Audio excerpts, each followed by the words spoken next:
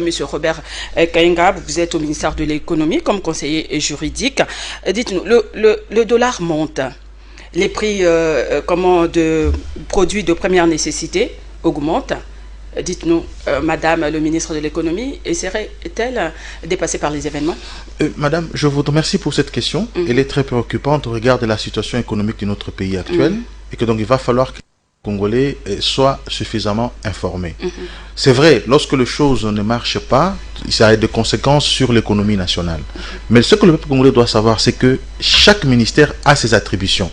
Bien que le ministère de l'économie soit un ministère transversal, qui lorsque au niveau d'un secteur il y a dysfonctionnement, il y a des retombées négatives sur l'économie du pays. Et ça, tout de suite, un Congolais moyen voit Madame la ministre de l'économie nationale. Et c'est vrai, nous comprenons cette douleur-là, mais les Congolais doivent savoir qu'il y a une ordonnance qui répartit les attributions du ministère. Donc l'ordonnance du chef de l'État du 27 mars 2020 attribue à chaque ministère ses attributions. Lorsque vous prenez les attributions du ministère des Finances, vous verrez que c'est elle qui a la politique monétaire du pays et la Banque centrale qui gère la monnaie, la politique monétaire du pays, pas le ministère de l'économie nationale. Et donc, vous vous rappellerez même que dans le conseil des ministres du vendredi passé, le chef de l'État a instruit au gouvernement et à la Banque centrale. Donc, c'est le ministère des Finances. Madame, je vous demanderai de poser la question au ministère des Finances. Cette situation, effectivement, a des retombées très très négatives sur l'économie nationale. Et c'est cela, le peuple congolais, quand il voit ça, et ils savent tout de suite, ils s'adressent au ministre de l'économie nationale.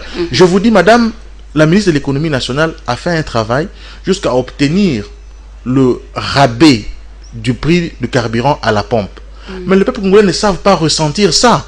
Parce que les dollars sont en train de monter. Et donc, ils ne savent pas ressentir ça parce que les dollars, il y a dépréciation de la monnaie, il y a le hausse des prix des produits de première nécessité. On ne sait plus ressentir ça à cause du dollar. Donc, c'est vrai, la situation, elle est là, mais Madame la ministre de l'économie nationale ne s'occupe pas du taux du dollar en République démocratique du Congo. Celui qui s'occupe du taux, c'est le ministère des Finances et la Banque centrale qui doivent travailler pour ça. Comme vous venez de le dire tantôt, oui, dernièrement au Conseil de ministres, le chef de l'État a instruit le Premier ministre, le ministre des Finances ainsi que le gouverneur de la Banque pour prendre des mesures pour lutter contre l'inflation.